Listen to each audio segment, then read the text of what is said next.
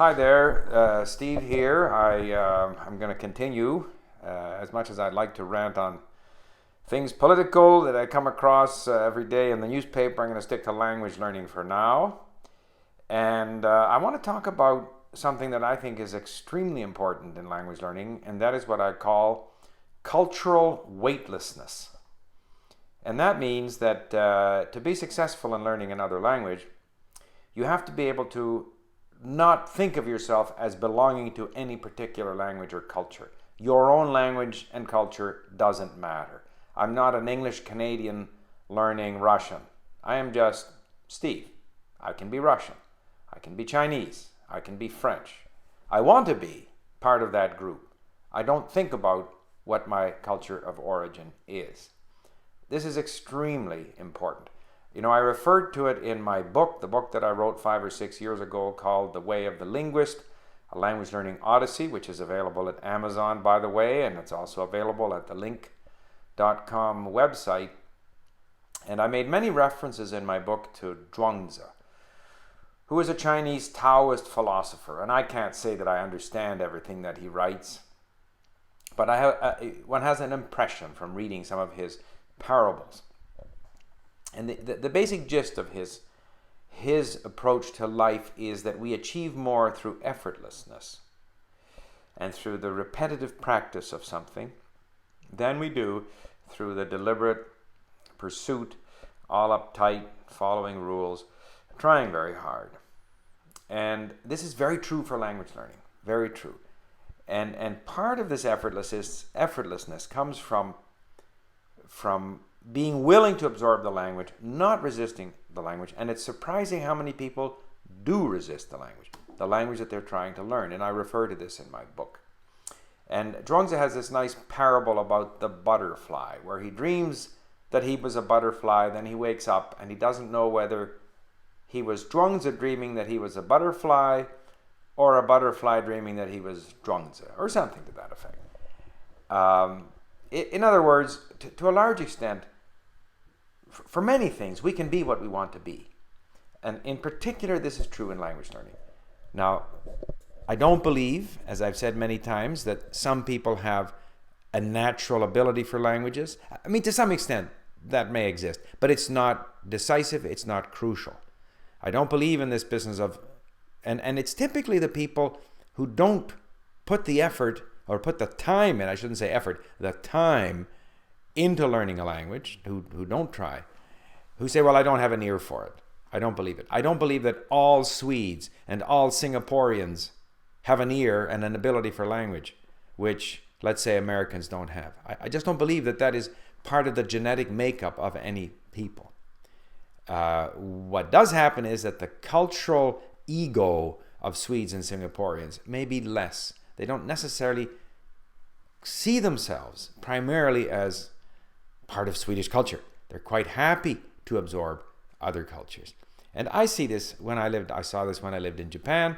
Those North Americans, it was a small number, mind you, but who were happy to mix in with the Japanese, who wanted to do things Japanese, who weren't hung up about being American, they learned to speak, and they learned to speak very well. So cultural weightlessness, extremely important.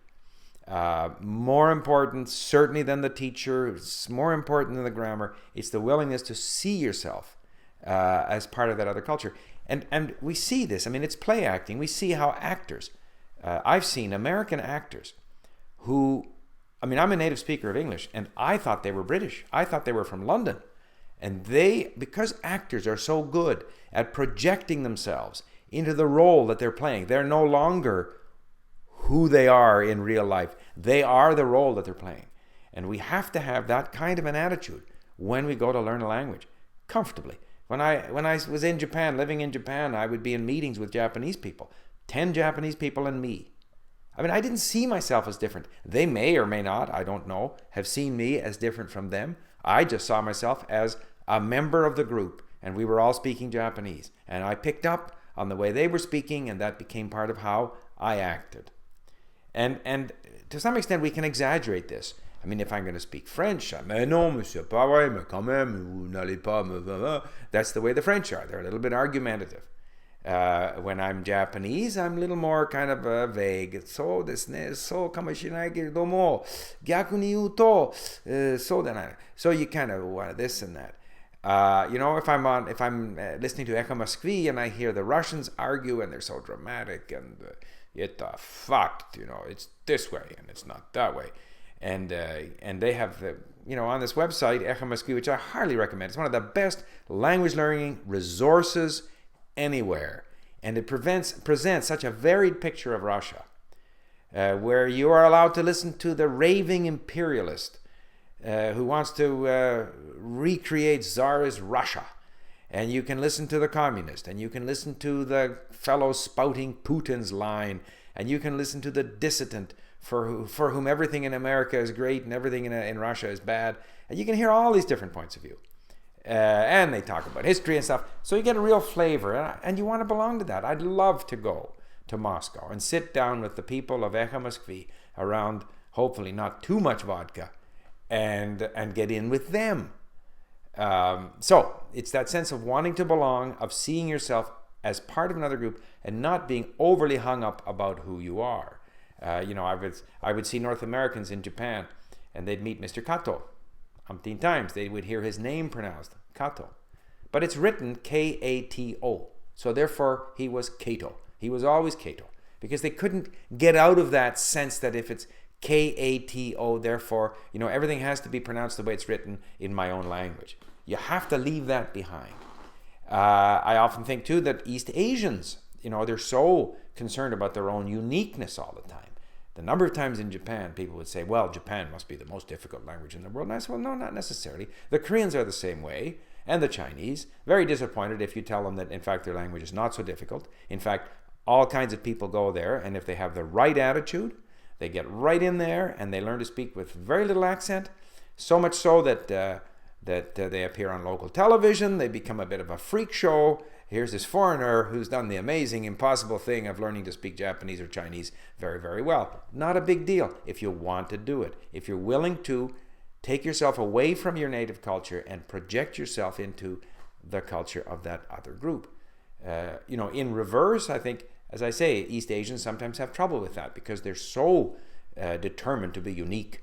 Our history is unique, everything is unique. I mean, when you talk to Chinese people, they talk about their 5,000 years of history as if that's some kind of fact. Well, it's a bit of a digression, but there was nothing particularly important that happened in China 5,000 years ago, that somehow is the starting point of China. There was no China then. There is an oral history of the Xia dynasty, which is 4,000 years old. So we could talk about the beginning of a dynasty in a very small part of what is today China, in a very small, which eventually expanded and expanded and expanded to become today's China.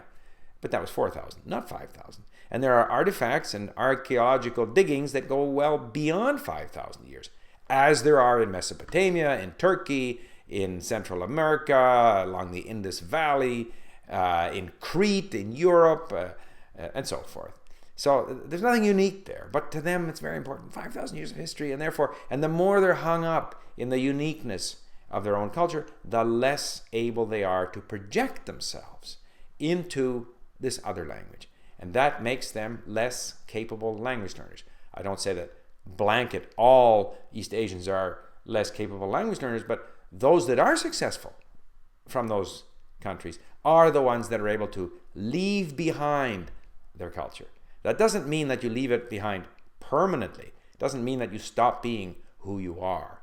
In fact, learning another language often makes you more fond of your own culture. But it means that while you are learning the language and while you are speaking the language, you're able to project yourself. You're able to pretend. You're able to play act. You're able to abandon, and you're not waving your flag. You are another person. So, cultural weightlessness, the ability to project into another language, extremely important for language learning. I look forward to your comments.